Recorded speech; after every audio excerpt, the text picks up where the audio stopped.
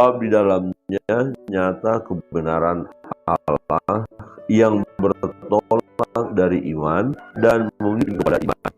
Seperti ada tertulis, orang benar akan hidup oleh iman. Jauh pembacaan firman Tuhan. Orang benar akan hidup oleh iman. Ya, pertanyaannya, iman kepada siapa?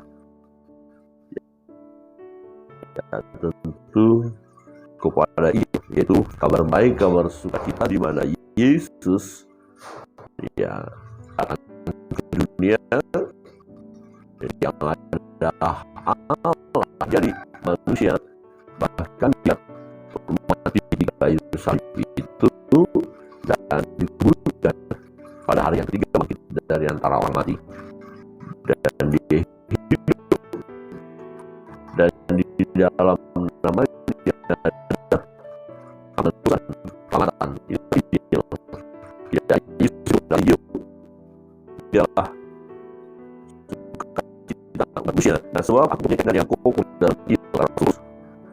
Mengapa dia punya keyakinan kokoh di dalam Injil itu? Kenapa dia sungguh-sungguh percaya pada Yesus?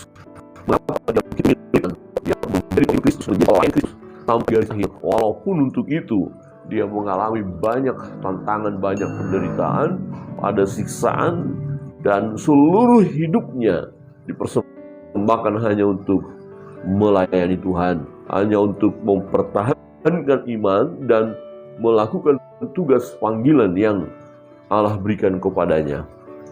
Beberapa waktu yang lalu kita sudah melihat bahwa untuk panggilan itu, ya, Rasul Paulus tidak membuang-buang waktu, tidak menyia-nyiakan waktu. Ya, tak sedikit pun dia mengingkari panggilan itu, dia tetap setia. Dan di bagian lain nanti kita melihat bahwa ketika dia tahu dia akan mengakhiri pertandingan itu, ya, karena pelayanan, pemberitaan kabar baik ini, penginjilan ini adalah satu tugas dan tanggung jawab seperti seorang yang sedang bertanding dan harus berjuang, ya, dan sampai kepada titik akhir, titik kemenangan. Nah, mengapa dia berkata aku begitu yakin, ya, yang dalam Injil? Alasan yang pertama dikatakan karena Injil adalah kekuatan Allah yang menyelamatkan setiap orang percaya. Jadi orang yang percaya kepada Yesus mengalami keselamatan, memperoleh keselamatan, memperoleh hidup yang kekal, dosanya diampuni, dan diberikan kepada orang yang percaya ini hidup yang kekal. Berarti kalau mati akan masuk surga. Inilah keyakinan bagi Rasul Paulus. Itu sebabnya dia begitu antusias melayani sampai garis akhir, karena berbicara tentang pemberitaan kabar baik ini, pemberitaan Injil adalah bersifat, ya, segera, urgent, dan sangat-sangat dibutuhkan oleh semua manusia, karena semua manusia sudah jatuh ke dalam dosa dan telah kehilangan kemuliaan Allah. Hanya melalui Injil lah manusia itu memperoleh keselamatan. Hanya melalui Injil ada kehidupan, ya. Untuk itu perlu diberitakan Injil, karena Injil adalah kekuatan Allah yang menyelamatkan.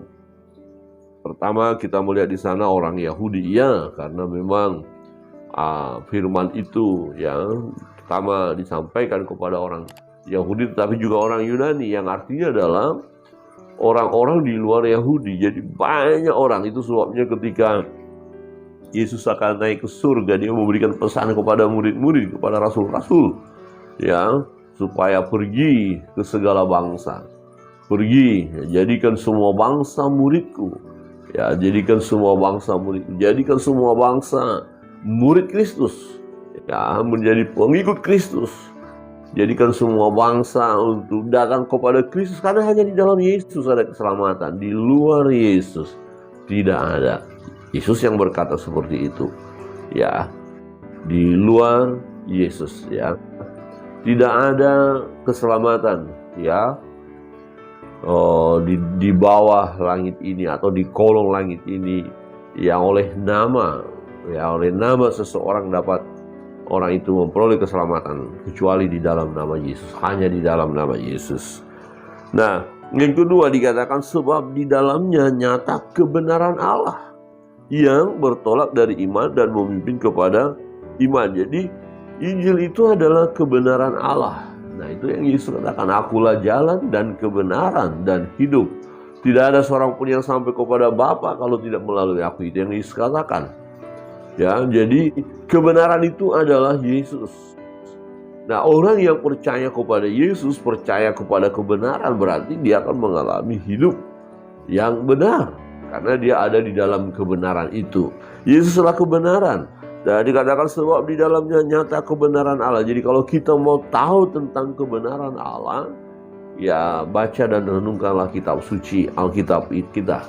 Ya, di situ kebenaran dicatat, di situ kebenaran ada.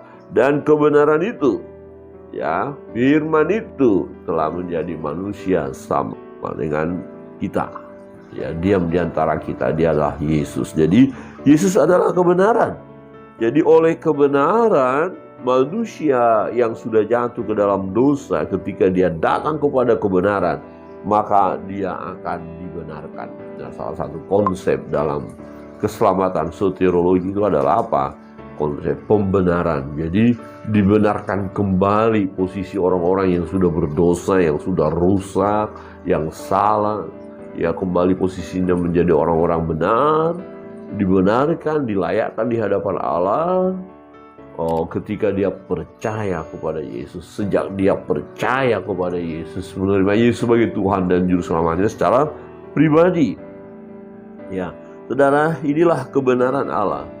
Ya, Yesus adalah kebenaran itu. Injil adalah kekuatan Allah yang menyelamatkan. Yesus menyelamatkan. Itu sebabnya dikatakan ya bahwa setiap orang yang percaya kepadanya tidak binasa, melainkan beroleh hidup yang kekal. Dan akhir-akhir ini kita bersyukur secara 1 bulan Desember kita memperingati kelahiran Yesus Kristus. Ya, dia datang ke dunia. Nah, kalau kita lihat ayat-ayat sebelumnya dijelaskan siapa dia. Ya, ini mungkin perlu saya bacakan untuk kita bahwa jelas sekali siapakah Yesus itu. Ya, di ayat pertama berkata, dari Paulus hamba Kristus Yesus yang dipanggil menjadi rasul dan dikuduskan untuk pemberitaan Injil Allah. Injil itu telah dijanjikannya sebelumnya dengan perantaraan nabi-nabinya dalam kitab-kitab suci. Injil itu telah dijanjikannya siapa? Bahwa akan datang Mesias, akan datang Kristus itu. Sudah dijanjikan dan dinubuatkan oleh para nabi. Nah, tentang anaknya, ya Injil itu apa? Yang sudah dinubuatkan itu apa? Tentang anaknya yang menurut daging diperanakan dari keturunan Daud. Nah, ini yang kita peringati di bulan Desember ya. Tentang kelahirannya. Jadi dia harus menjadi manusia memang, karena itu telah dinubuatkan dan dia lahir. Dia adalah manusia, bukan ya tiba-tiba langsung muncul, bukan, sekejap muncul, sekejap hilang, bukan, tapi dia melalui proses kelahiran ya, normal ya.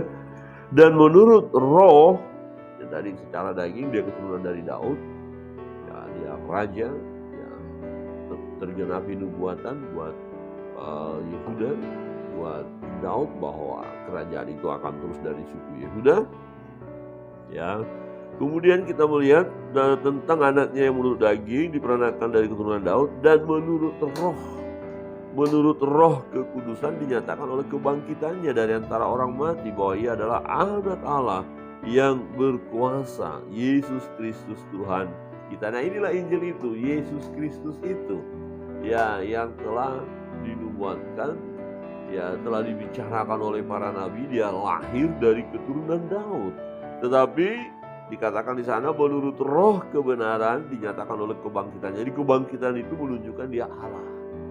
Ya, dia betul mati, tapi dia bangkit, dia hidup, maka dia naik ke surga.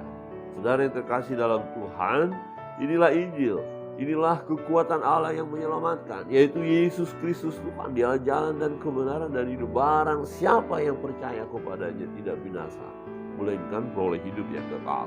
Jadi Rasul Paulus punya keyakinan yang kokoh, dikatakan. Kenapa? Karena dia sudah berjumpa dengan Yesus. Dia sudah melihat kenyataan itu.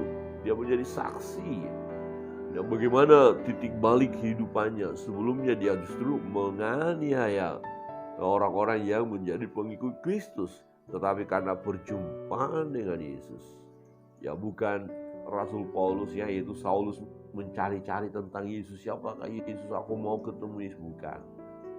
Bukan Paulus yang mencari Yesus, tapi Yesus mencari Paulus. Ya, waktu berjumpa itu Yesuslah yang mendatangi Paulus. Waktu Paulus berkata, siapakah engkau? Akulah Yesus yang engkau aniaya. Ya, kata Tuhan. Dan mulai pertemuan itu terjadi perubahan hidup. Ya, orang-orang yang berjumpa dengan Yesus akan mengalami pembaharuan dalam hidupnya. Terjadi perubahan. Dan memang betul firman Tuhan katakan, bukan kamu yang memilih aku, tapi akulah yang memilih kamu. Jadi kita ini semua orang pilihan. Amin. Kita orang pilihan. Dan tidak hanya cukup di situ ya. Ya, dan aku menetapkan kamu supaya kamu pergi dan menghasilkan buah. Jadi kita ini pribadi-pribadi yang dipilih oleh Tuhan, diselamatkan dan menjadi berkat. Menjadi berkat bagi banyak orang. Kiranya kebenaran firman Tuhan menguatkan, meneguhkan iman percaya kita. Kita pun mau berkata seperti Rasul Paulus berkata, aku punya keyakinan yang kokoh bahwa Injil adalah kekuatan Allah yang menyelamatkan, karena di dalamnya nyata kebenaran itu. Hanya di dalam Yesus ya ada kehidupan, ada keselamatan, pengampunan dosa. Orang yang percaya kepada Yesus tidak binasa, melainkan beroleh hidup yang kekal. Tuhan Yesus memberkati kita. Kita mau masuk dalam doa-doa kita. Tetaplah setia.